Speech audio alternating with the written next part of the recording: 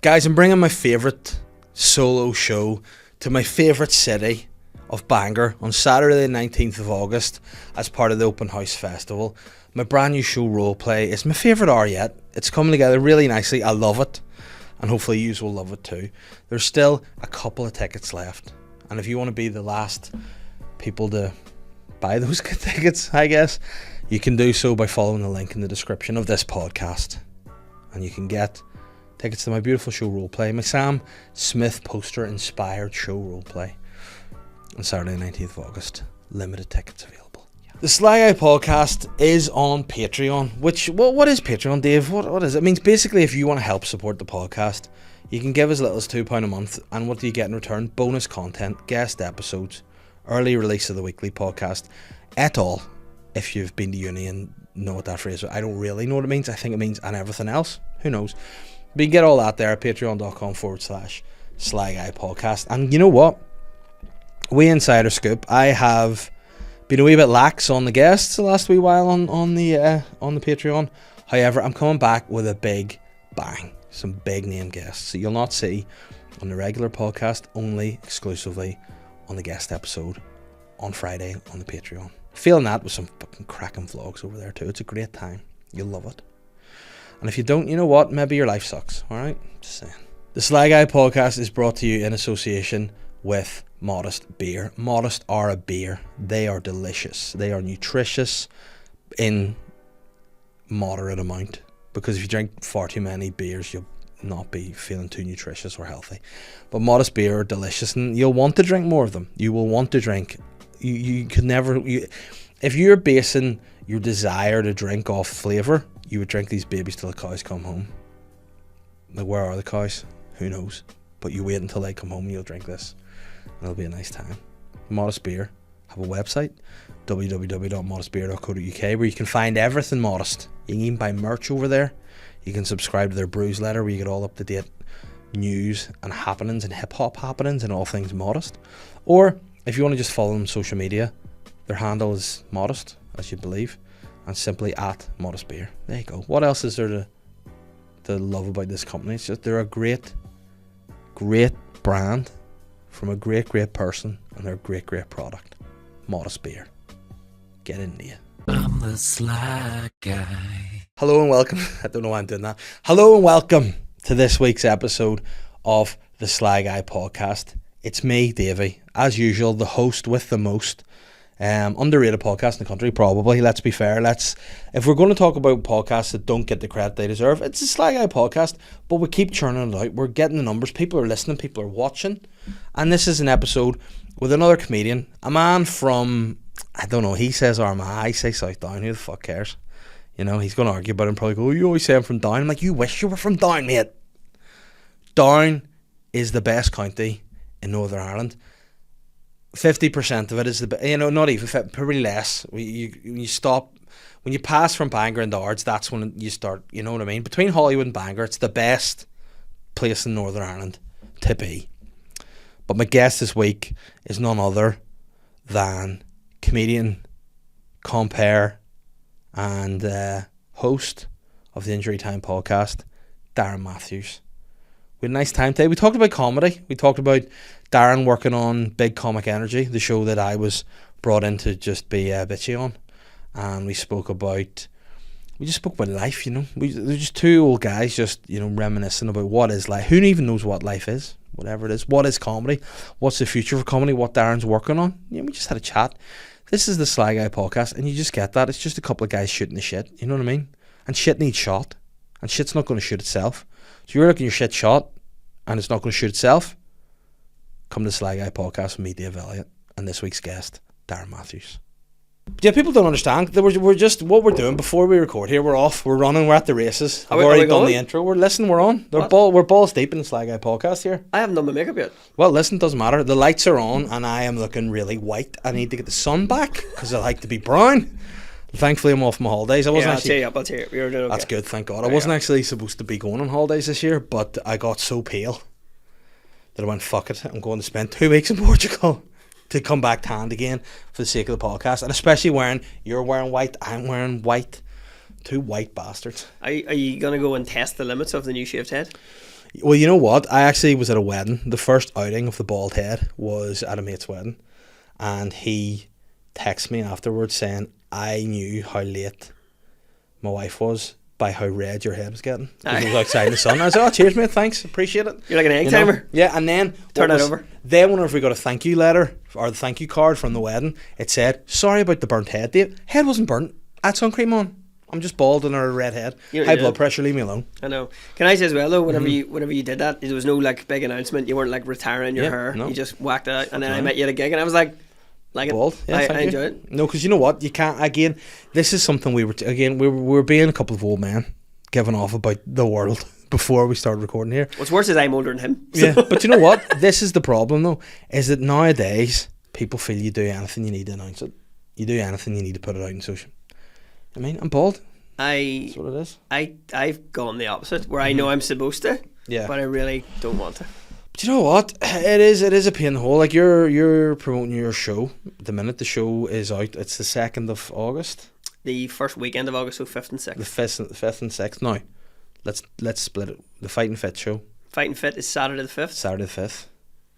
Beer Tasting with a Comedian 3, Sunday the 6th. Earlier show. Okay. Earlier evening, so you're fit for work in the morning. And what I like about that is you are doing your solo show on the Saturday. Mm-hmm. So then you get that out of the way. You can just have pints on Sunday, basically. That's the roundabout way to go. Listen, it's a party. What you should bill it as is not beer with a comedian. It's Darren's after party. On the Sunday, pints will be had. But it costs the same amount in. But it includes the price of your beer, so we're not too bad. Yeah. Now, how does that work? Because I've seen you do a few of these, and they've seemed to be pretty successful events. Raucous. Now, is it the same sort of vibe as the beer tents at Oktoberfest in Belfast? Not the real Oktoberfest, not Munich, but is it that kind of people just getting pissed and having a laugh? No, because I don't have the hips for the lederhosen, so I was like, I'll not do that. I wear assless lederhosen. That's my vibe. Yeah, Dave is now our special guest, just announced today. I buy S&M lederhosen. That's me. Very German of me. The women will need less lederhosen down afterwards, and they say this sexy wee hole of mine. Quite literally, I don't have an arse at all. It's the one sad thing about me. Nope, I just have a slit. Oh, so it's like the top of your neck and then the knees, the next thing it hits? My arse is like a box of wine. You just go down, there's a hole in it. That's me. You know, I'm like, if my wife tries to grab a hole, she literally penetrates me. Actually? And it's like, not nice. Yeah, just a pinky. Oh, sorry. Oh, no, I'm sorry. It's like, yeah, I'm scundered now. You know, so that's a problem. So the show, Fight and Fit, sell it, we're here. Fight and Fit has been done. Before we started, we went, we're not here to sell anything. First thing, go ahead, sell it. I appreciate that, because it means I don't have to shoehorn it in. If you've already shoehorned it, it's there. It's good. Fight and Fit is a show I did in 2019 before the world closed. No, so it's a brand new show. Fight and Fit's a brand new show. No, it's an updated show. Okay, right, okay. Yes. Updated show. And this is before we did the Comedians Boxing, so I had done one white collar event. And lost. On points. But you know what? And then you came back. It's the arc that we wanted. Yeah, it's the story arc. Came back, the hero. The Rocky, when Rocky got duffed by Apollo Creed. No, that was a draw in the first one, if you remember. I know, but everyone thought Apollo should have won. But it's white privilege, typical. You know. Never mind. I don't think you've seen Rocky. Hey, listen, I've seen it. All I know is Apollo got his. Yeah. Ivan sorted him. And then Clubber Lang killed Mickey. No, that's Rocky 3. Yeah, no, was that Rocky 3? Yeah. Clubber Lang beats Rocky. Yeah, Mickey and then he dies. It's just all the shit in the first 15 minutes. Who does he kill as well? Tommy Gunn? Or does he get killed, or does he? No, they have a bare knuckle bar. It's a very Rocky 5's a very confusing entry into the series. Yeah, it is confusing. Yeah, but the whole Fight and Fit is not a Rocky film. Not a Rocky film, okay. And it's actually very little to do with boxing. Fight and Fit is more to do with how mental I went when I moved home. Mm-hmm. Right, okay. So I spent 7 years travelling, and then when I moved home, you were a traveller? No. No. Also nothing to do with boxing as well. Okay. I see we're trying to get there. Yeah. But I'm just trying not to get us in trouble. Right, okay. I got home and basically I had all this fun and I'd been to all these lovely countries and done all this cool stuff. And then I was just in my ma's in Bestbrook. Name some places you were before your turn to Bestbrook. Australia, Canada, New Zealand. And are you trying to say that those places were more interesting than Bestbrook or more to do? Or? Well, I'm from Bestbrook, so I've just kind of done all the stuff. Yeah, so you completed Bestbrook and then you're like, I'm back here. Yeah. So how did that feel in that moment for you? Was it? It was a weird uncertainty. It was like, what now? because Right, okay. I was too old to get more visas, basically, Mm-hmm. to live in those kind of places where Yeah. I didn't have to be educated and learn Yeah. another language to live there. So I get. Well, I am actually. The listeners of the podcast know I'm good with life hacks. So, Okay. so there's some certain life hacks I have. A recent one I did on the vlog that's over on Patreon was that if you can park in spaces in Belfast, and you put the parking app, you can put different locations as long as they're near. So, for example, when I parked outside BBC, I used Ormo Avenue because you can park there for 4 hours instead of 2. Didn't get a ticket. oh, nice. Life hacks with Davey. My most famous life hack is you can put in like any coffee self-service. You can put a large coffee in a medium cup. That one I know from my years of working in construction and going to petrol stations on the way home. Well, that's it. I mean, of course, listening to the podcast, you heard that hack. Yes, There 'cause first. on your Patreon. So And now I've got a hack for you. gotcha. Your hack is if you want to get your visa, have kids. Have kids? Have kids with the people over there. Oh yeah, that Go was the on one out. thing I forgot to do. I Yeah. forgot to marry somebody from one of those You countries. don't have so. to marry, you just have to have kids. You can shoot Oh. live rounds, baby. You know what I'm saying? I think so. You go out there. Where was your favourite place? For what? Like working or No, just just the where, madness? if you were like, I would like to settle here out of all these places. See, I find it hard to settle anywhere. So the whole point was that I want to see the next thing. Oh, okay. I really liked Toronto in Canada, and I went back there this year, which was great. Canadian baby. Boom. Canadian Right out baby, there. Yeah, meet a lady, say, Yeah. I need a favour. Canadian baby. little pale ice hockey player. Yeah, little pale. Listen, you know what I mean? You get that, they get that Irish feist. That would work well in the ice. It's worth a go. Yeah. Okay, That's what I would so do. to go back for a You holiday. need to go back and you need to just be emptying bags and just shooting and hoping. Once again, nothing to do with kid. boxing. You should put No, but again, I'm just little life hacks. This is all it is. This is my life hack from Davey. Okay, big, Empty your big bags. Papa Dave's. Yeah, fucking- Papa Dave's bag emptying club. That sounds really weird, but yeah, go for it. Yeah. So back to the fighting. Is there any fighting in it? there is fighting. in Show? it. Right, There's okay. the story because I was trying to think of I needed sort of what can I do to kind of get active Mm-hmm. because obviously I've played football for years and being active is what helps my fucking brain. It's a mental health Mm-hmm. Yes. thing.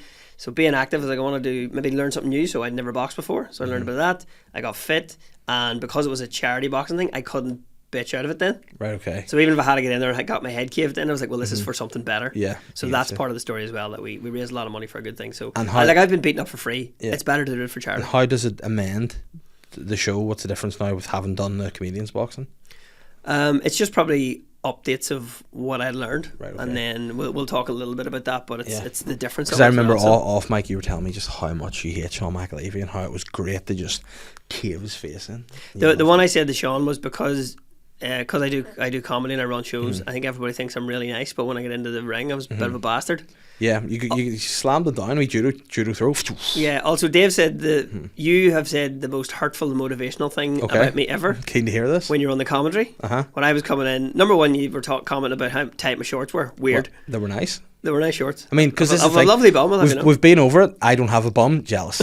First thing, jealous. And the second thing was, it was just a throwaway line, but you used the phrase, Darren's nearly 40. And I was like, I'm 37. Listen, I'm 36 and I'm nearly 40. That's why I use that phrase. Yeah. See, if you're over the hill is 35. And once you're over Is that you're it? 40. Yeah. Shit. Okay. Yeah, because I actually, whenever I became 36, I remember going, fuck me, I'm nearly 30. And Catherine was like, no, you're not. And I was like, I'm 2 years, I'm 40. She was like, you're 36. And I went, nah, I'm 38. I was born 1986. She goes, that is, and I was like, hold on. Oh, so I just genuinely had got so used to the idea that I'm nearly 40, I just fully chalked 2 years off my You life. just Like, felt older? yeah, I was like, I'm 38 now. Welcome to the real world. Maybe you're like, I have the behaviours of a 38-year-old. Yeah. know I'm 38 years old grumpy. You're not 36 grumpy. Yeah, but I mean, this is a weird thing to say, and any of the younger listeners out there, I hope you take this on board and you go, this is deep, Dave. The older you get, the younger you feel in the grand scheme of life. Does that make sense to you? Younger you get. The older you get. The older I get. So whenever I was maybe 18, I thought, fuck 30, you'll be ready for the fold. Now I'm 30, I'm like, actually, I'm not that old. I still have a lot of life left to go. No. Yeah. You know what I mean? So it's like, I feel like I need to make my time count more, if that makes sense. Okay. Time is much more valuable the older you get, and it flies by.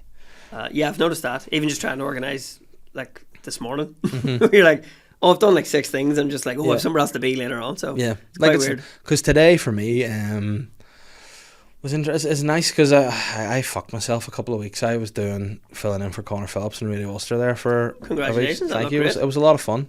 However, it's a lot of work goes in than you would expect. So that was my normal working week away to do that, which I really enjoyed. What time you start in the morning? I was in for 8 o'clock. So because okay. it's 10:30 to 12 time the mid morning show. But I was there from like 8 or half 8 to just plan the show and go over a few things. Obviously, the first day, the producers were like, I don't know what this guy's going to do or why we've even got him. Like, the higher-ups were like, we'll get Dave Elliott. And the producers were like, oh, no, what have we done? So it was all right. It worked well. It was nice. However, that was then there was a day of interviews before and prepping. So when I would usually do the podcast, and I was ahead, which was nice. But then I was like, I can just do it this week. But this week I'm going to London for a couple of days. So on Wednesday and Thursday. So like, they're my 2 recording days. So I was like, if people want to get on, I wanted to get Glenn on, and then I thought, let's see if any of the other boys are available. And you were here, because you were going to come on after my holidays. Yes. But the wee slot freed up, and here we are. At least we do that. You bank that one, and it so eases the pressure for the next busy time you get. Yeah. So, but the good thing is, and also it means I can get more clippy clips out for the episodes too. Yes, okay. You know, because it's Snake Rat Ben does the production on it, you see, so it makes it easier for. So you're not going to be doing your work in on your holidays. No. Are you going to mentally be gone I'm for 2 weeks? I'm going to go. Just have for 2 time with weeks. the folks. I'm going to go. I mean, I'll bring my laptop if I don't get. This is where the stress comes. I have deadlines that I need to get finished. And if I don't get them done, I'll have to bring my laptop. But there may be no guest episodes for a week or two on the Patreon but I'm telling you this now, exclusive. I've got an A-lister coming on, a Northern Irish A-lister. Northern Irish A-lister? It's been in no other podcast. There is actually no such thing. Yeah. In sport, you're a sport guy. I'll show you who. I can't say on the app. All right, I won't say it loud. I'm excited about this actually. I don't want them, but people have wanted to get him, and Davey's got him, and I'll be there on Patreon. Very cool. Well, oh man, very nice. Yeah, so it'll be a nice one. Yeah, get signed up now because that's a belter. I'll be a big one, yeah. So congratulations, yeah. I like that. I may try to squeeze a guest one in this week for Friday, but it's unlikely to happen. So what you may get instead is a vlog of my and Willie's trip to London on Wednesday and Thursday. Very nice. Instead, but this will already be out long before that, or this after that. So hey, are you doing industry stuff? You going to London for industry stuff? Yeah, Willie and I have been nominated for a short prize for William Vaughansdale, so it's been Broadcast Digital Awards. We've been nominated, and we're going over to the ceremony to drink as much free booze as you can get your hands on. Yes, I mean it's nice. That was the thing, because we've been nominated for a couple of things, and again I have this thing in my head about industry stuff. It's like if you're invited to something and then you have to buy a ticket, and it's like you're not really invited. It's not an invite. You know what I mean? It's not. So we were nominated for an RTSNI award for best comedy for William Vaughansdale, which was a 13-minute blap. And we were against Dairy Girls, so in my head I'm going, I doubt we're going to win, you know. And But yours is a short, this is a series. How are these comparing? Yeah, because there's so much produced here and so many opportunities for comedy in Northern Ireland that they were the two. Do you know something I don't? You know, so that was it. And I mean, I just thought, you know what, I get really uncomfortable at like schmoozing and like. I nearly said brown nosing networking's the term that I meant, and I just like I very anally fixated today. You know, with your bum, now you're on about brown nosing people. Listen, I'm an anal guy. My wife would say I'm very anal, certainly about the washing. You know, so, but I just find like the thought of that gives me so much anxiety of going and being like, I'd be like, don't sweat. You're wearing a suit, Dave. Please don't sweat. Don't sweat. And you just get stressed out by people. So I don't get stressed with people, but I think like anybody in the world has this where. When people say maybe if they meet a celebrity, they go, "Well, they're quite rude," and you're just like, "Look, we're not celebrities, but you have a fucking social battery. Yeah, you can only schmooze for so long." And also industry stuff. I've from doing like festivals when you're in like an artist bar. Yeah, and the people I'd heard about this but didn't believe it existed. The shoulder gazers. Mm-hmm. You heard about this? No, I've not heard this. So when somebody's talking to you or talking to me, who gives a fuck about who we are? Yeah. So they're talking to you, but they're like looking over your shoulder for like someone else to talk to. Right. Okay. So it's known as shoulder gazing, and I'd never seen it in action until I was talking to somebody who was running shows. And I was going, and I actually had to go, is something on. Yeah. Have I a small, like an angel on this shoulder and a devil on this shoulder? And what they're like, no, just. They're like, no, I'm only talking to you until somebody more important walks in. I was like, cool. I have this thing when people are talking to me, which is not great when your job's quite literally talking to people, but sometimes if I just can't be arsed or I don't really think the person's not worth talking to, because obviously everybody's worth talking to, but if the person. Like if I have nothing to contribute and I feel like I have to, like someone's like, oh, you should speak to this person, and I know nothing about them, nothing in common, like they're a big like a big wig producer, and I'm just like, I just want to make people laugh, you know. It's like I end up like, it's almost like you get into a trance and you start hearing like songs like Harry Styles, Sign of the Times in your head, and you're "Wanna get away," and you're lost. And then they're like, all right, good to meet you. And they're like, yeah, sweet, just email me. And then you're like, fuck, what's that person's name? And you've not paid any attention. You can actually do that. You start hearing soundtracks. I just start like going drifting off late 90s R&B classics, being like, yeah, vibe. You can't actually sing R. Kelly anymore. Shit. Is that cancelled as well? Mm-hmm. Yeah, R. Kelly's fully, all his music's cancelled. Yeah. R. Kelly's problem was not high enough ticket sales. Yeah. As well as all the heinous crimes, but if he had sold more, he would have got away with a lot I've more. spoken about it before. R. Kelly's got some underrated bangers. The remix to Ignition is the #1 party tune in the noughties. That's very true. That reminds me of being like 17 and walking in a nightclub, and that's what you get. And I mean, you know, you're ready. Bounce, bounce, bounce. Yeah, give me some fucking Fat Frog jugs over here. We're really party. Yeah. You know? I'll have a jug of Fat Frog that cost me $4.50. Let's do it. Yeah, remember those days. The people don't know they're born. I actually remember very little of them. Oh, they were tremendous. I used to go out on a Wednesday night, the Precious in Belfast, which became the Box, which I believe is now shut, and the Beach Club was the Thursday. If you could cope with the third night, you would go out to the Groovy train at the M Club on a Friday. Oh yeah. And then probably house party Saturday. Now, when I say this is when I'm young, upper sixth. That was the go-to. Like upper sixth. Not old enough to drink. No, technically yes, because I was an early bird, so Okay. I was 18 and I was Billy Big Balls and I loved it. You know, but it was weird. It's like, mate, why are you going out with somebody who looks 10 years younger than you, but according to his ID, he's 10 years older? I'm like, Belfast in the noughties. Quite literally, I used ID that I had scanned my passport, scanned it like a piece of paper. I'd scanned it, gone on to Microsoft Paint and changed the 6 of 86 to a 4. Actually? And I got into bars, and then one day I went to the bar and the bouncer was like, fuck's this shit, and ripped it all up and sent me away. And I was like, well, you're her. I have only printed one copy of this, sir. Yeah. And then I was like, I bid you good day. Yeah, joke's on you. I have a fucking dossier in my back pocket. There's more to come. But were you like in those spy movies when they like rip up a floorboard and they open like a little lock case and there's like 8 passports and a handgun? yeah, that was me, to just get into the bar for a pint, you know. Like, Mr. Ilyachov, I'm like, yes, thank you. I'm here on my holidays with my wife and my family. They're in a hotel. Thank you. May I have Fat Frog and Sex on Beach? Thank you, please. Can I please have Southern Comfort and lime? Just the cordial. Just keep pouring until I get the diabetes. Thank you very much. Yes, I'm here from France. Yes, and what do you like to drink from France? Le Goldschlager, s'il vous plaît. Yeah, you know, people are like setting you up a red wine. You're like, no. I think there was a fella, there was a dude. Juniper. Every school has a dude who did that, like would do fake IDs and would amend your driving license and all. Would make we just had underage drinking. Yeah, nobody gave a shit where I was from. So did you have shebeens where you're from, or was it just still do open bars? Or I've said too much. No, we don't. No, please don't come for me, the people that know me. Because you know what, it's a weird thing. See now, I don't know whether it's a COVID thing or a life thing, that I'm just at a point now where like during COVID I was delighted just to be in Bangor, just delighted to be in my wee house by the seaside, stuck in with my family, just like with this face. And now it's opened again. I'm like, you know what, I still like to socialise in Bangor. I love the pubs in Bangor. Okay. I love and Fealties in Bangor. I've said it before. There is no better pint of Guinness in the world. I'm gonna come up for a pint of Guinness because you keep talking about this. I've searched high and low. Yeah. And it's #1 now. Before Johnny's wedding a couple of weeks ago, I brought Woodsy there, and I said we'll go there, have a couple, then we'll head to the wedding. Woodsy was like, "You're right, sir." Give it a go. I get a pint of Guinness in Croke Park the other day. It was fantastic. Good in Croke Park. It was in the. We got like premium tickets. Oh right, okay. So was it in a glass? In a glass. Oh right, well okay. That says Croke Park on the glass. Oh nice. And you know what? The glass now lives in your house. No, it doesn't. Only that was my first thought. Can I steal this? Yeah. I would have got it somehow. I would have put it where my bum should be in my trousers. Yeah, once again. Yeah, just a load of space. Talking about shoving stuff up your arse. Not up it, just in the space where the buttocks should be. You know, not up the shithole. People think you're not trying to get into the McGabry. Yeah. No, yeah, I'm not using the old school love letters technique of McGabry. Old school love letters. Yeah.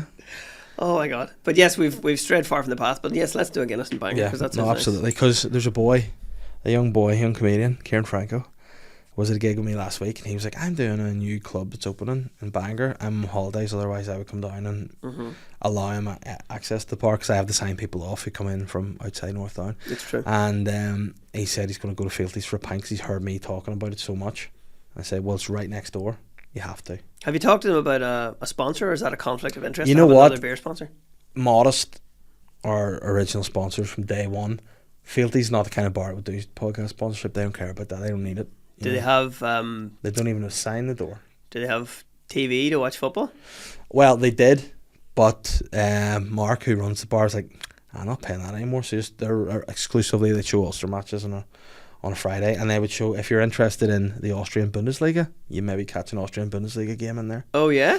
Yeah. Or if you're interested in like old runs of Judge Judy or something, maybe catch that in there. Maybe some Eurosport. You get that World of Sport, old school in there. Channel 4 Racing? I think you could get Channel 4 Racing. Okay. Yeah. Have you told them the joys of the dodgy Fire Stick? Yeah. While I can't advocate anybody do anything illegal, as Yeah. somebody who does sometimes work for the BBC and licensing fees not, But you know what I like about it now, Catherine has said before, because again, for me, it's a pub that I love. I love the bar, everything about it. If I can just, even if I go in just for one the all time before we go somewhere else, I love it. But she would be like, look, I prefer a wee bit of a bit of a vibe, bit of music, bit of cocktails. Like cocktail in there, you get a fucking. You're like, well, don't fucking go then. I'll see you later.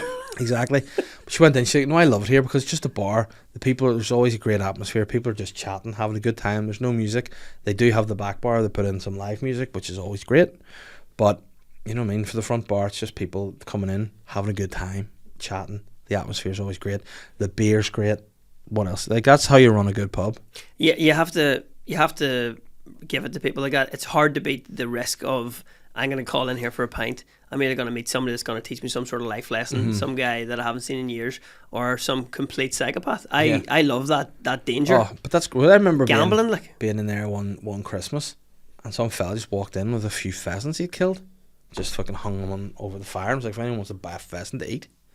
Like with his burr hat, did he chase them down? Or did he hunted them? Yeah, he's stuck to the front of his polo on the way down the road. He's like, fuck me, you've killed these pheasants. Pheasants. I mean, that's Banger, what we eat in Bangor. Yeah. A couple of peasants if you want to eat them, yeah. Fucking peasants. Yeah, I know. So I was where were you? I was fucking driving around the Holy Lands and a few. Yeah, peasants. You call them Belfast people. But yes, it's just a great pub, and again, I recommend it. I'm gonna have to show you the photo because sometimes you have to take photos. It's like people don't believe you. People when you're don't like, there's believe 3 you. pheasants above the fire. in the bar. But no, people always believe that when you say they totally get you. But it's just the beers are just tremendous. The beers are just great, and they look great. We have it they more taste towards where I'm from. It's like you could have got into Newry. So even where I'm from, you can walk to Newry about 45 minutes. Yeah. An hour and a half home when you're blocked up a hill. You do that, and then there's Mick and Woodsy as well. Oh, superb! Look at that. Oh, look at that. The Just like it's a wee pub, just a wee Dome pub. and all. There you go. That's him I like taking that. it. A wee photo of it too. Yeah, I like proper just random shit all of those. There you go, look at that. Sensational. I mean, tremendous. Not even in a branded glass. I know, not fucking about like the when rest. you know it's the good shit. Yeah. And did I take one other photo? when you get just poured to- into a shoe and it's still good. I mean, in fact, there's just a close up of my dad who popped in that day to see us. Good man. Look at that. The mouth mark still in the foam. Look at that. That's Sensational. It's So the I think cream. stout is the number one thing poured in there. Then is it? Where yeah. they're just Oh, yeah. going all day. Oh, yeah. But you know what? A lot of old boys like their harp as well. A lot of harps to be poured in there. You know. More of a Smithwick's man myself. Yeah, you might. Because I am actually 67, Yeah. so You it might be a further down the country thing. Yeah, the Smithwick stout. I could drink a Smithwick stout. I used to really get the Smithwick into me back in the day. Like I used to love because Guinness again, well, what my trick was it was just beer that you no bubbles in, so you could neck it quicker. You know, that was literally it. I was like, I'm going to show off to the boys here. Glug, glug, glug, glug, Drink it happy for days. volume, like. Yeah, I was just drinking to get pissed. But it was the good old days. Fair enough. I think I started with Smithwick's and then I moved to Carlsberg and some of the hangovers were awful, so I had to get out of that. I know, Came- you like a stout though too, don't you? I enjoy a stout. Yeah. Not in like hot weather, but stout the other day was nice after sitting in the car for about 3 hours. But Guinness are trying to hit you with that now. I've seen the new advertising. Oh, this is like a hot day, like a day for a Guinness. It's trying to, you know what? No. I'm a big Guinness fan. But it's not like, see if you're outside, you want a cider or something lighter. Aye, winter time by the fire is peak stout weather. No, you know what? I think that's when Feelties comes into its own around Christmas. And the fire's lit. You can smell the peat, and also you can smell the stuff that's Who's burning peat? in the fire. You know, yeah. Pete's just People, you go home and shower Yeah. for fuck's sake. Pete's been out killing peasants all day. Nothing better than a lock of stouts for your boys. And you know what? I love Christmas because all your friends are home for a bit. You know, whether it's, but they're all back for a wee bit. And it's just great catching up. Yeah. You hug, you're wearing jumpers, you're having stouts. I used to be that guy. I used to like come home and then get steaming for about a week and then leave again. but Be like, then- I never want to see those people for But another you year. didn't have a child abroad. You need the life hacks. with Okay. Davy. Get people pregnant. Doesn't seem Do like, it. it seems more like a social problem, really. Listen, I know people are doing it too often here, far Yeah. too often here. But Do we need more Belfast people that don't know who their dad is? No. But what we do need is a little Toronto. Okay. Yeah, a little Toronto. Calling the child Toronto. Yeah, little Toronto. Boy or girl? Toronto Matthews. I mean, Toronto Matthews sounds like he would play in the NFL. Like, Toronto Matthews, the running back for the Atlanta Falcons over there. Yeah, but it's definitely a good ring to it. I don't think anything that's going to be made of my genetic makeup is going to be big enough to play American football. Yeah, but you never know. Well, listen, it all depends who you have the child with. You know, you get a powerhouse. Toronto's mum could be a unit. Somebody I have to climb a ladder to get on it. That's a lot of fun. Toronto Matthews. I mean, there you go. It's a name. The first ginger in the NBA. Yeah. There you go. Oh, boy, Larry Bird. He was ginger. More of a blonde, surely. Yeah, well, he would say. I reckon he would say. And a Hall of strawberry Famer. blonde. Yeah. So maybe that's not too bad. That's it. Is Larry Bird a ginger? What do you think? Does he have it in him? Does he have a wee bit of the orange in him? Question: anybody under the age of 30? Do you know who Larry Bird is? Yeah. Have you seen Space Jam? Is that finger yet? No, it's not. That's not the Larry Bird. It's the finger. That's different. No, it's different. Oh man, being old is class, isn't it? But well, here, if you're into your drinking, are you coming to the beer show? The beer show on the Will way. you be allowed on the Sunday? You know what? I might be able to. I'm flat out drinking these days anyway. Good so stuff. yeah. The beer show is it's a bit chaotic because the first half is technically speaking a beer tasting, and we'll have some guests do. So when you get your beer tasting, I'll give you the notes and all that stuff, and then once we start drinking, you got kind of 5 to 8 minutes to get your sample in you, and then we will bring out a wee guest. That also sounds like how you'd have Toronto Matthews as well. You have 5 minutes to get the sample in you, and then While it's still warm. Yeah. The opposite though, we want cold beer. yeah. So we're going to do that where it's I've done 2 of the show before, and I've done one of them as a corporate, and they've been great fun. So the first half is the actual beer tasting. Then we take a break. I tell you to go get a pint of your favourite one. Yeah. So your ticket money includes your samples, and after that you're on your drinking own. Yeah. And then second half is chaos. It's a game show. No, what do you see a game show? So what do you do? How's that work out? Everybody coming into the door will be given a little raffle ticket. We draw you. Is Kieran Bartlett involved? No, we're not charging for the raffle ticket. Okay. You will be brought up on stage should you be selected, and then you can play for prizes. So there's different quiz rounds, there's different games to play, and then basically if you win the round you will compete against somebody. If you win your round, you then go to my sack, and from that you will withdraw one of my balls. Okay. And the ball will tell you how many or what you've won. So you can win a beer, you can win a cocktail, or you can win your money back. Right, okay. So some people win like And is a cocktail a drink, or is a cocktail you're going to tell a story, a dick story? no, just more alcohol. Right, okay, nice. Yeah. I'm not trying to get me too or anything. Because you know what? Have you ever been to Newcastle upon Tyne? I have. Have you ever been to the Jesmond area? Don't know. I was in city centre for a gig. Went to see Manic Street Preachers. They have a lot of bars like in the student area, so I've not been to this particular area in a long time. But they would have bars where you go in, you'd, like the trebles bars, there would be a button at the table and you TV in the back, and you press the button and you either pay full price for a drink, you get like 2 for the price of 1, you get a free round, or you get whatever. So it's all like, it's exciting. You're like, ooh, and you get rode off. Is there any forfeit ones? Can you pay double for a drink? I think potentially, but in this one I was in, definitely not. The worst jeopardy was you had to pay full price for a drink, which in those days, probably going back, what age am I now? 36, probably talking 16 years ago. You're probably talking for a drink, three quid. But You know, makes good me old sad days. that. Yeah. When I started drinking, one of the social clubs I used to drink in Warren Point was 180 a pint. Oh wow, because that's whenever I joined And the now I Bangor. feel old because then people Yeah. are just like, When I joined the Bangor Engineers and Trade Social Club, that was the price of a pint. 180. And now it's 3 quid, which is still reasonable, to be fair. I take it down in your area, the working men's is still £2.60. See, that's good. That's what you like to see. There's a show. I keep pitching shows every time I'm on. Me and Glenn were going to do one earlier where we travel around the community centres and just go and have tea with the old women's groups. And I thought that'd be great fun. Tea and biscuits and crack. My grandma used to run one of those, and it was great. Oh, it's tremendous fun. Yeah. Oh, I loved no job more than when I was working in community cohesion, and I just went around the community houses, and there was a big shout out to Margaret Gibson in Sandy Row. She used to make an absolutely killer fry. I went in there once. I remember she made me a nice fry. She always made a killer cup of tea in the Sandy Row. You rock in, you get a full fry just from the visit. But then they moved community house, and they got sort of a wee bit of like adaptations done on it. It was a wee bit sort of fancier now, and I literally just used to be like another house. So instead of a fry, you get an egg she was Benedict. Is that brilliant. what She you mean by was fancy? brilliant. No. You just went to Benedict's because you were in Sandy Row. So you just Gotcha. walked out the back and there you go, bingo, straight there.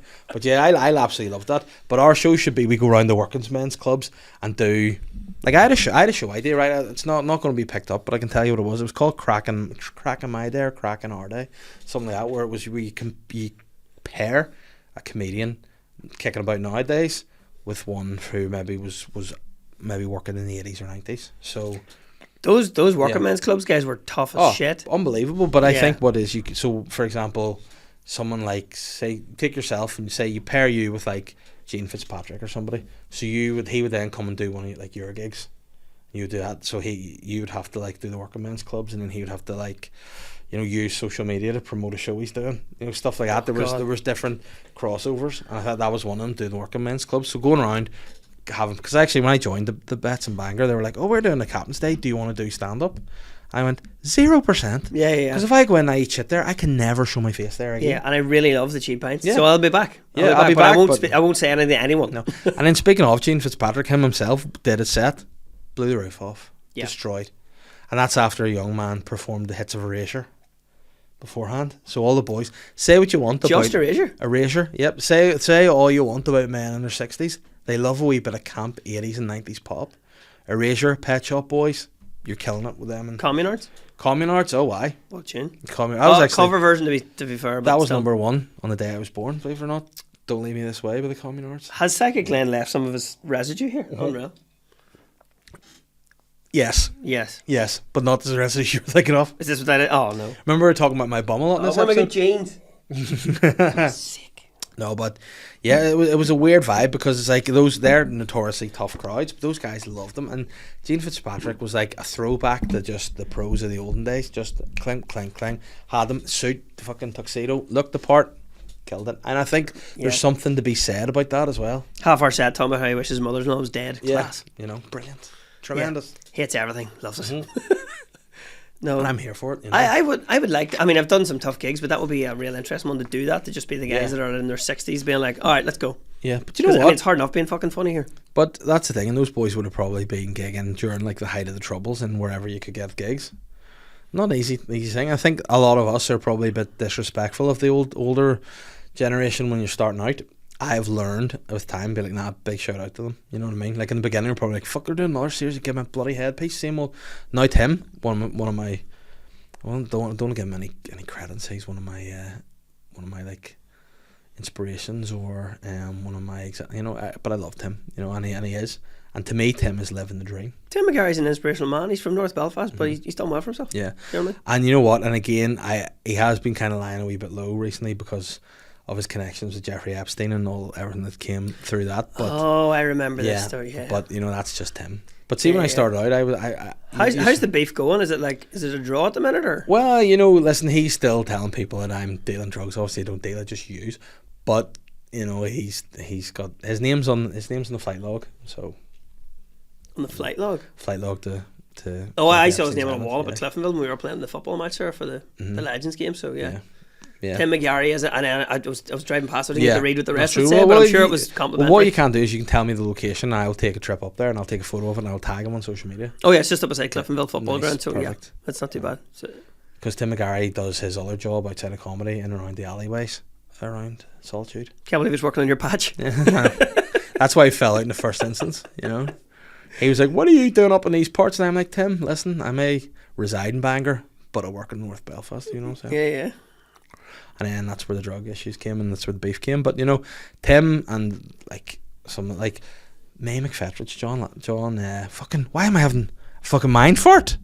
John. Did you almost say John Lydon? I nearly said John Lydon. Yeah. No. Oh, correct me, John. I don't know. I know he's got a. Oh, he's got a. I have got a mind fart. Named that. I think he's done the most opera house shows than anybody ever. Well, until Shane finishes his run this summer. Let's see. It's not Lydon. That's it. Fuck me, Lydon. I got stuck in my head. John Lennon. Yeah. No relation to Graham Lennon, the creator of Father Ted and now Twitter menace. You know what? See that? I get why people are not happy with Graham Lennon, but sometimes you have to separate people's personal views from their work a bit. Oh no, here, look, I'm not. Father Ted is still fucking amazing. Yeah, but like people are like he can't work anymore. And it's like, maybe stop being such a hateful guy online, please. Yeah. And just focus on being funny, because was he involved in Benidorm too? Black Books as well. Black Books? Yeah. You know what I mean? Tremendous work. Bodies work.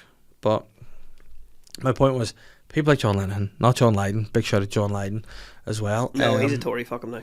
But you know what? He called out your mate, Jimmy Savile, and he did it. Did he? Mm-hmm. Like after he died? Do you not know before he died? Do you not see his video? No. I'm going to play it here. John Lydon calls out, not John Lennon. Well, that's good if it's before, because then it's one of those ones where everybody seems to know after. I always knew. Why didn't you say something? Yeah, John Lydon, Jimmy Savile interview. There you go. It's the top, one of the top ones. Interview? Oh, he's not being interviewed by him, is he? No, he's just That'd be mental. He's just calling him out, saying basically, you know what? And fair play to him, because he just being like, he's as Nazi as they come. Yeah, he's just like, people obviously thought Jimmy Savile was class back in the day and all, but he's problematic, Jimmy Savile. Like, he's in an interview with Piers Morgan. It's never been played on television before, but it has a particular relevance. Let's listen to this. So who else is on the Goner list? So it's endless, believe. So basically, they asked him a question back in the day. 1978. Yeah, you want to pick. Oh well, that could have saved a lot of court. You want to pick some people that you would kill. Basically, they asked John Lydon, who'd you kill back in the day? Is this like Desert Island like Discs? Like a Goner list, Desert Island Disc, yeah, like Room 101 type stuff. I just want to make a film of it. On film, I'd like to kill Jimmy Savile. I think he's a hypocrite. Weren't I right? I bet he's into all kinds of seediness that we all know about, but we're not allowed to talk about. I know some rumours. I bet none of this will be allowed out. I should imagine libelous stuff will be allowed out. Nothing I said is liable. See? What was that? So he called him out. I haven't heard that before. Yeah, Piers Morgan. He's like, yeah, the Savmeister was a nonce. That's basically what he said. And he's saying that in 1978? Yeah, 1978. So what, you know... There's the name for the show, Desert Island Decapitations. That's the new show. Here, just give me a list of who you want to kill. Yeah, I mean, there you go. So maybe we should do is start a new podcast. That'd be weird if I showed up and had the list and be like, there's my list, and they're like, we didn't tell you we were going to ask you the question. Yeah, like, just read the list. Read the list. That's it. I mean, people from your neck of the woods are used to just giving a list of names and being like, these are the ones on the list. No, come on, We'll deal with them. That's factual. Come on, don't be sly. But that's factually accurate. I'll give you that. But the point is, a lot of good... Look, it only happened a couple dozen times. Yeah. Okay, there's no need to be like that. But a lot of good comedians have come before us, and maybe because they don't do like UK wide shows, or you know what I mean, maybe on TV, on like Live at the Apollo and stuff, people are like, oh, they're not, some are brilliant. Can I say, from travelling the world and doing gigs all over the place, the best comedians in the world will never do TV. I've done club shows with people, and you're like, well, I thought I was doing alright, but these guys are fucking smoking me. Yeah. What's even worse is from doing some shows where you meet people who do comedy in like their second language. English is their second language, and they're brilliant. Yeah, and you're like, that's a problem. Yeah, and you're just like, well, they've actually understood a language so much, they're funny in it. Yeah, and funnier than I am. Shit. Yeah, no, and I am like, yeah. I can barely order beer in France. You know what I mean? Yeah. No, listen, and the word is beer. Yeah, So. true, beer. Yeah, delicieux. But I was thinking about languages the other day, and about something like how, so was beer invented in all different places? So like, if you were Spanish, like it's called cerveza in Spain. So did they just like, surely if you bring somewhere... Oh, it's not though. What the fuck was that? Nice to hear. Cerveza. If you bring... Yes, if you bring beer to somewhere, do you not just go, beer? And they go, beer? It's beer in most languages. But so, did Spain have their own cerveza? And then just, when people brought beer, they're like, beer? And they're like, no, cerveza. And they're like, no, it's fucking beer. And they're like, cerveza, por favor. You know, like, where's the... Why did I turn super camp? Yeah, I was going to say. Yeah. So, and I go to the bar in Spain, they're like, chorizo, you know. Bit of tapas. Oh, tapas. Tap my ass with chorizo. You wouldn't have to go too far. You could find it. Yeah. I mean, it's easy to find. It's literally just like a well. It's like a well on an acre of land. I want to check this now. So yeah, what? Because that was kind of, Catherine was like, you just have different languages, but it's like, yeah, I know that, but why is it not universally if it's the same thing? Well, the word for just random stuff that I do know is that the word for food in the word for beer in Vietnamese is the same word and spelling for food in Irish. Oh wow, which is what? Bia. Bia. B-I-A. Yeah. So they say like. Because also, like, for example, if you switch it up, if you go for, like, you're talking German. Yeah, Croatian and Czech, it's pivo. Pivo? Danish is öl, I know that. Yeah.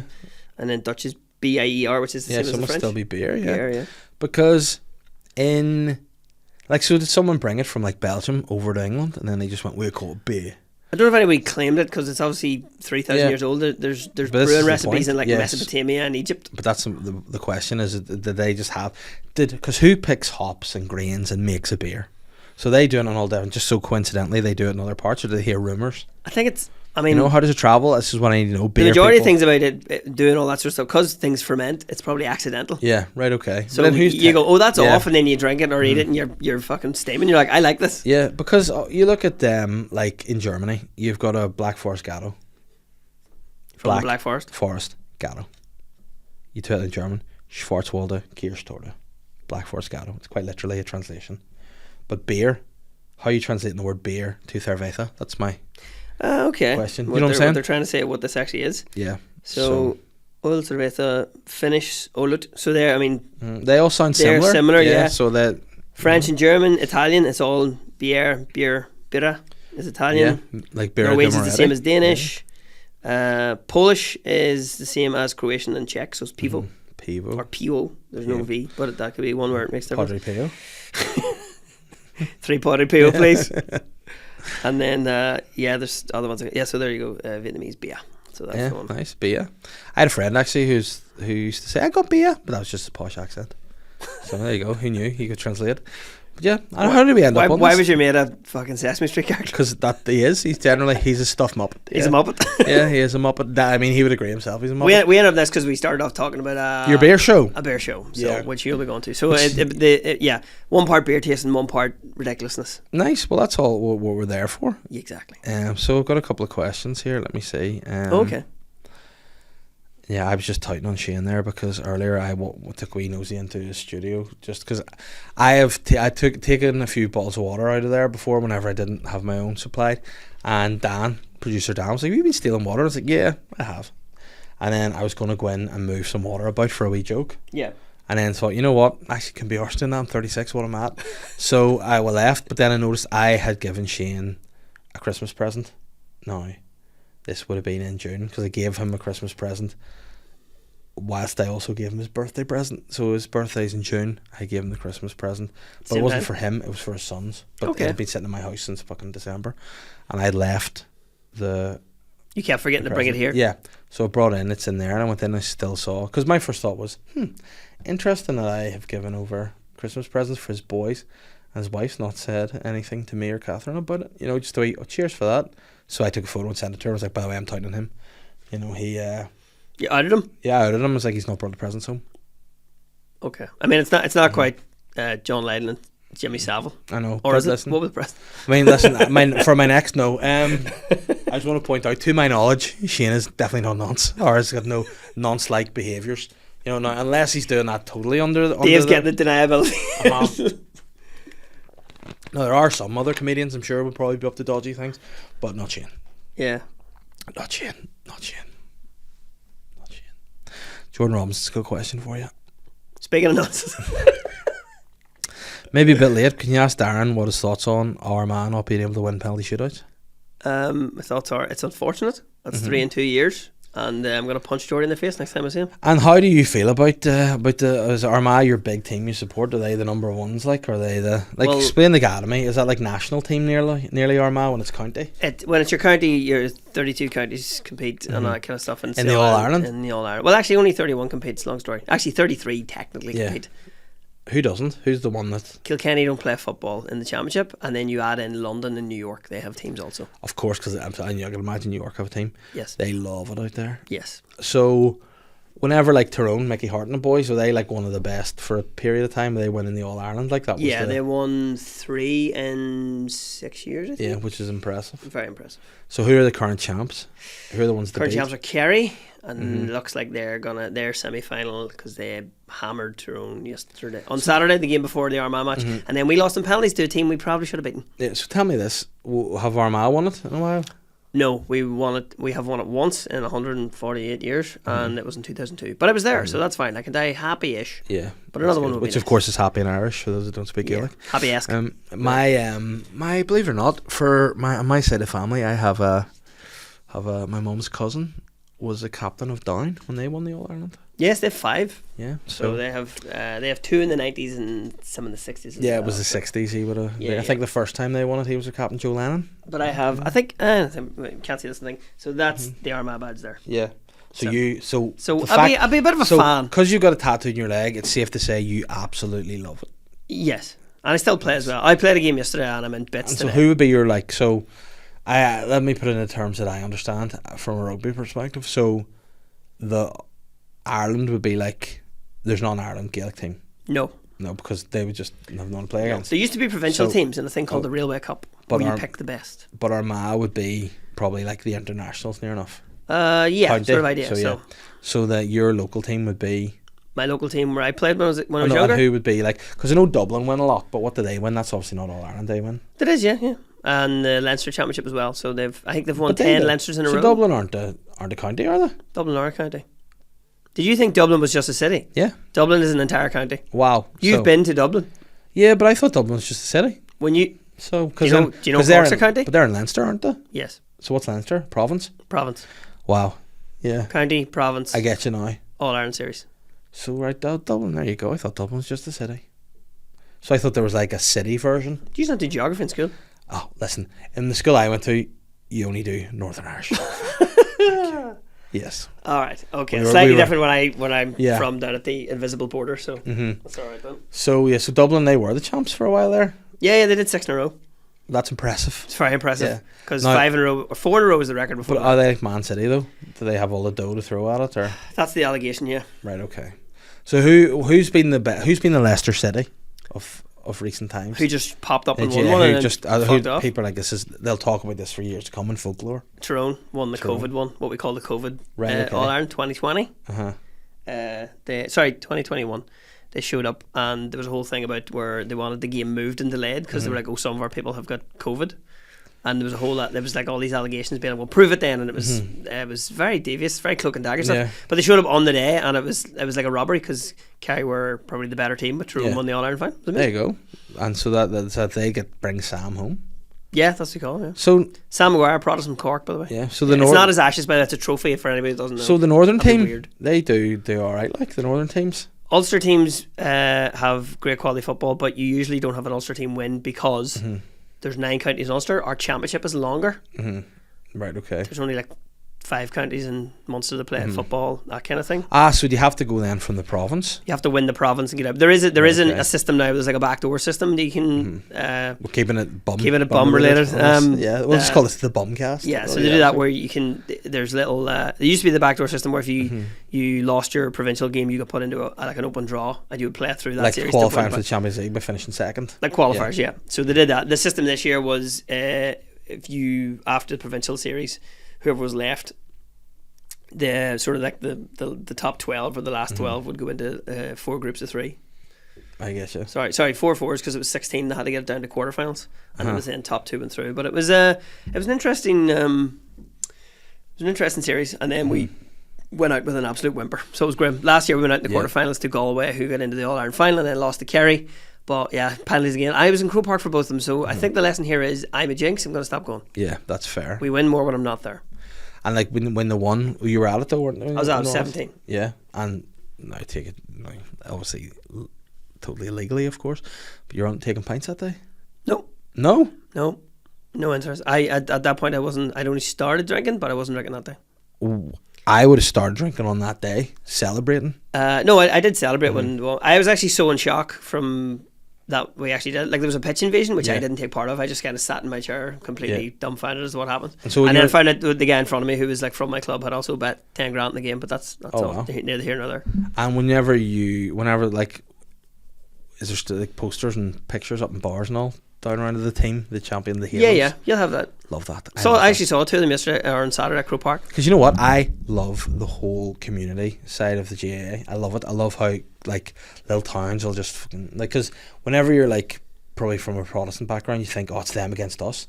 My mum's like, nah, it's the rivalries amongst each other and towns and clubs, and there's a real like strong association with your team, and if you go to another town, you're like, nah, you're our enemies. And playing the neighbours is the hardest thing. We used to play against Points Pass, where your auntie lived, was it? Or your granny? My granny. Your granny still in Points Pass? Pass, yeah. We would have played against Points Pass because we were from the Summon, which is like a little town line up the road where my dad's from. Do you know where the Points Pass pitch is? Yes. You know, it's like down a wee gorge just off an estate. My granny's house was the second house up from there, so I could have watched. Oh, yeah. So Watch that's the games, yeah. Redmond O'Hanlon's is what we call it. They're named Yeah. after a famous outlaw. Yeah, of course. A lot of them are, aren't they? Mm-hmm. Yeah, Redmond O'Hanlon. Yeah. Great Red- name for... There's a great Redmond story or Redman, like the rapper? Redmond. Because Redman would be a good R-E-D- Ulster guy. Redmond. M-O-N-D. Redmond O'Hanlon Stadium. Yeah. Points Red Hand Pass. O'Hanlon. Yeah. That'd be better. There Probably you go. No. Redmond O'Hanlon was famous for in like folklore where he was like a highwayman going around stealing. Like the Highway Rat, which is a book I read for my child. Yeah. Slightly different, like a Dick Turpin style character of your money or your life kind of thing. And there was somebody else going around basically robbing people, saying he was Redmond O'Hanlon. And he was like, I'm not having this. This guy's definiting a character. So he went and caught him himself. Yeah. Turned him in. Was like, that's not me. And then. And they didn't be like, but while you're at it, Redmond, I'll take you. Yeah, you know? exactly. So it's quite a good story. But that's the team in Points Pass named after him. So he caught the intruder, Redmond O'Hanlon, then. Exactly. Thank you. It was like when there was like a fake diesel in the WWF. Yeah. That idea. Yeah, but that was the worst because I was just Kane. Wasn't Yeah, it? exactly. Glenn Jacobs, who then later became Kane. Are you not doing? We'll talk about the wrestling after. Yeah, Kane is just big into politics now and being a big fan of Trump, so that's what he's up to. Loves a bit of right wing. You know what? Listen, there's something to be said about Trump, isn't there?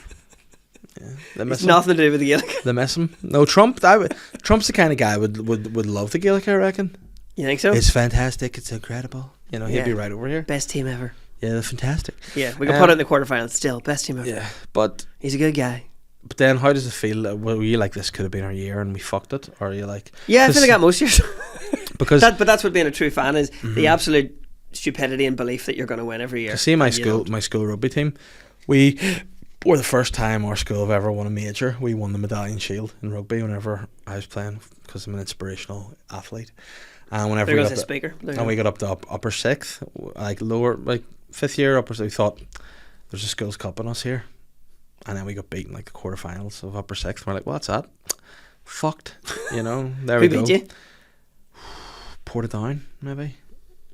Because the schools cups rugby used to be on St Patrick's Day, Yeah, and then we would watch the All Ireland Club Yeah. series after. Yeah. But you'd watch the schools cup in the morning. yeah. And was it your Campbell? Did you? No, Sullivan upper, raised their Sullivan voices upper. up. Yeah, Okay. Campbell win at all times. They've dough, don't they? That's what I thought. Yeah. It was always like Campbell and Methody playing each other. Yeah, Campbell Methody Every Ernst fucking year. with Ernst three is the other boys. one. Yeah, so I would have a wee soft spot for Ernst now because my dad went there and my Plucky father-in-law underdogs. went there. Yeah, no, they're just they're city boys. You know, Campbell. No one likes. Also, their school looks like a museum for some reason. Yeah, a museum of, I was going to say wee boys, but that's not really what you can say nowadays, can you? Not Jimmy Savile. So. I was going to say, I think that a museum of wee boys is a museum of Greek art. Yeah, true. Because a lot of those statues just have wee boys' dicks on them, don't they? Yeah, that was something that was a cultural thing where it was like, don't be showing off.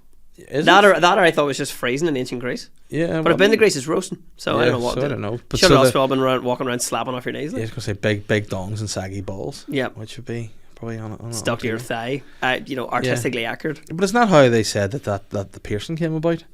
The Prince Albert, because Prince Albert had a piece on him and they had to just like, again, why did they not just use like cling film or something? Why did they have to pierce a hole in his dick and clip it onto something? Is that what it was? Apparently so, yeah. Not just tuck it up into his belt if it's that good. Yeah, but then he would have a wee root would pop out, you know what I mean? Or he could tuck it underneath and just, like a hose. Because I mean that's the schoolboy when you're a teenage boy and it just fucking wakes up without telling you. That's Yeah. that's the end of the waistband of the school trousers, and then Yeah, you're but- sort of sitting like that. Yeah, but you have to be careful with that because it's a dangerous game. Yeah, somebody tells you to stand up and walk up to class, and you're like, oh no. I had a full fight with the Like kill geography somebody. teacher about that once because I pointed out Ukraine of all places on a map and she wanted me to point it out during the class and I was like, no, I don't know where it is. She's like, you fully pointed to me half an hour earlier and I went, well, I can't do it now, so forget. I guessed. And then she kept me behind. I had to literally tell my teacher when I was like fourth year I had an erection Yes. and I didn't want the class to know and you embarrassed me and I'm sorry. And she went, do you still? And I went, yes. And she sucked me. No, she didn't. That would have been paedophilic. Did you go to an all boys school? No, I went to a mixed school. Good. Yeah. That was good that you. If I went to an all boys school, differentiate. I would have been fine, I would have just stood up and been like, yeah. But with the girls, yeah, it was problematic, So, did you go to an all boys school? Nope, mixed school. Well, I went to an all boys school for 1 year and then moved. Because you couldn't get an erection in an all boys school. No, I just probably figured out that I was like, hey, women are cool, aren't they? Because obviously when you go to first year, you're like 11, and then you kind of change. And so why did you decide? Were you allowed to move, or did you just? Yeah, I was allowed to move. I just didn't like the school. Yeah. I was like, this is. Do you know what? I felt I probably moved because it was like a grammar school. Now my two best buddies from primary school went there, so I went to hang out with those guys. I'm like, that's my best friends. Yeah. But very sort of a lot of middle class people, and I was just kind of going, I do not fit in here. What was the school that you didn't fit into? St Coleman's College, Newry. I would have gone there. You would have went there? Yeah, sounds good and posh. Yeah, you probably would have. You know, they would have had like borders back in the day and all that kind of stuff. Started off as a boarding school, but it wasn't even that. Which is ironic because where you're from, they don't believe in the border. So exactly, they've had borders. They don't have it now anyway. Starting.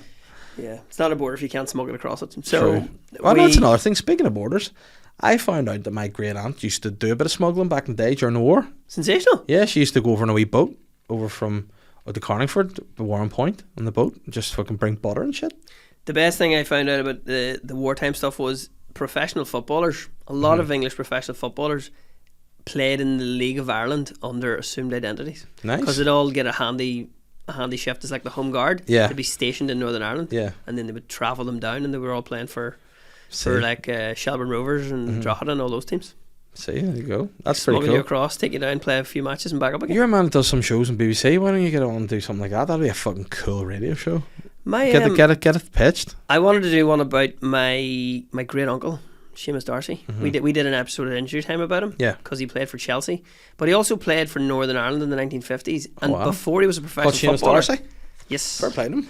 Well, we couldn't find him on the Chelsea archive. I was like, because I remember going to my mum and said, "Are you sure your uncle was called Seamus? Are you sure he played for Chelsea? Because I can't find any evidence." This guy found him. Seamus brackets Paddy Darcy, England in the 50s. There you go. All right, there you go. Paddy Darcy. Paddy Darcy, just because that was. Because that's easier. what they called him. Yes, yeah, he was Paddy Darcy. So he was what they call an inside forward. But he played for Limerick, played around the League of Ireland, started up in Newry, and played for Chelsea, Charlton, and ended up coaching back Charlton. But he ended his career playing on a promotional tour for Northern Ireland. He busted his ankle. Oh wow. So, but in Canada. But I wanted to do a bit about him because before he was a professional footballer, he was in the Free State Army.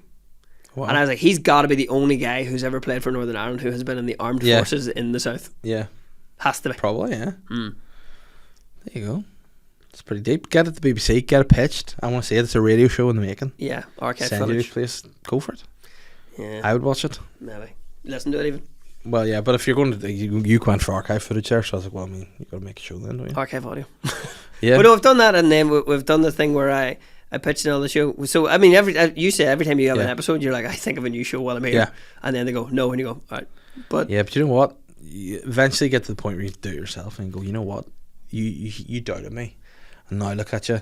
I've had it turned down by myself. even I won't make this. Yeah, so there, take that. Yeah. But it was that the show would take that could be good. But we had it where I pitched an idea. I was like, right, here you go, guys. This is something. It'll be great for tourism. We're going to do a different activity in each of the counties. Yeah. And then they were like, okay, Jane, could you make this for radio? And I was like, what are you going to do? Strap a microphone to me? Yeah. You know, like a mountain bike in the morns. Yeah. Just me breathlessly doing downhill. Oh fuck. Yeah.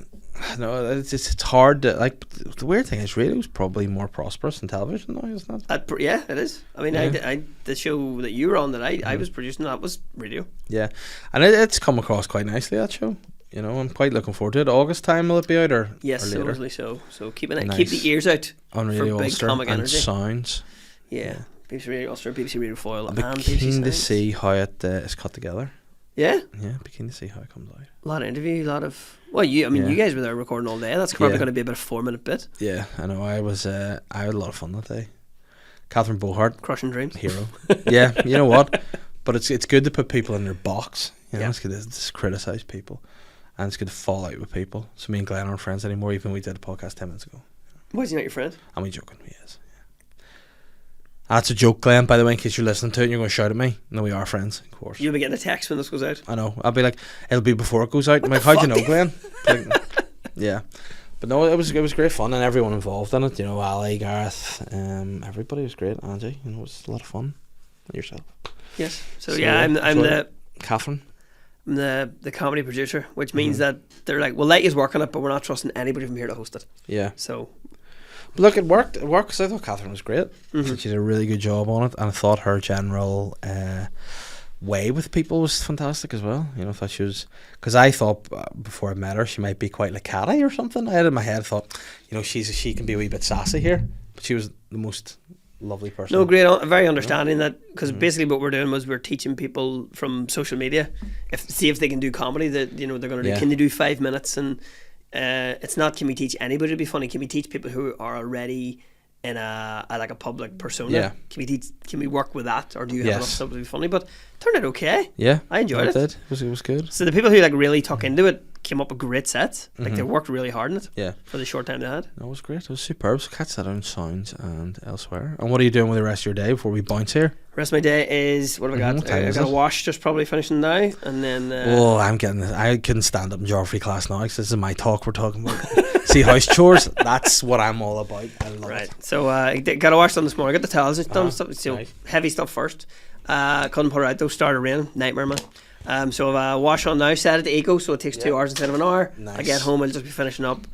Get that out. Get Which is two ironic that washes eco done. takes longer. I know. This is not economic at all. Maybe they mean eco-friendly, but that's a different thing. Yeah. So home, get that out. Maybe try and get to the gym because I'm going to be away for a few days, so I won't get pumped up before you get the shorts on. Get pumped, yeah. Swole's the goal. It's not just not being mentally.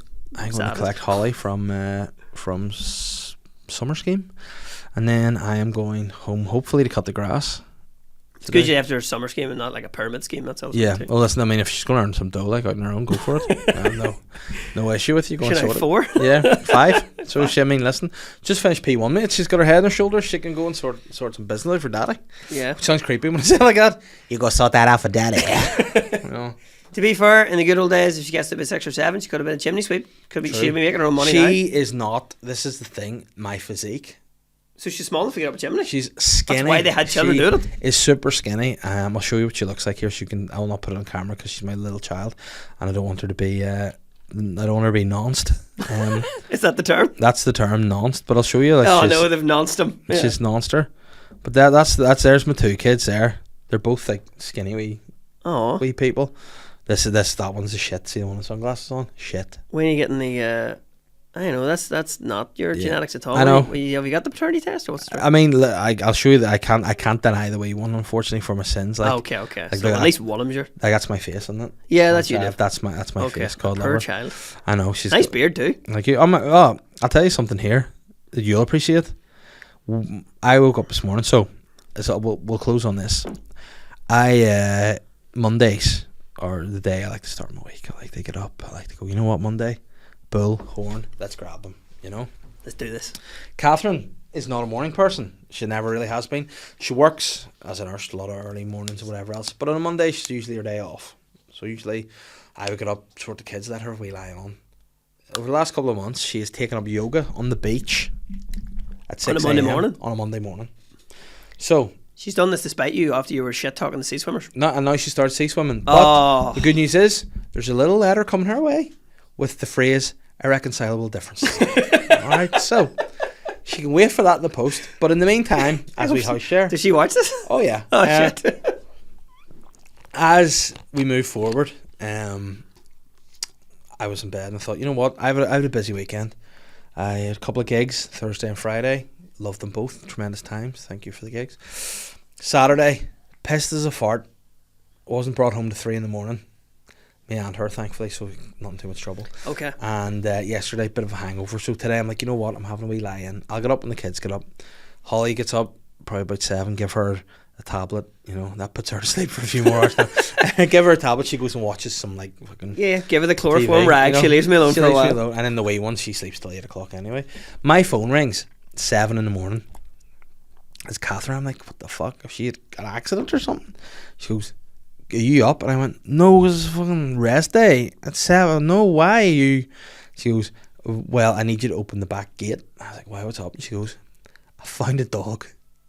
I was like, we have a dog. Well, I found one too, and he's sitting in our kitchen. Don't worry about it. Yeah, paid for it. No, I found a dog. And she goes, it just reminded me of Charlie, so I felt sorry. He was on his own on the beach and he looked lonely.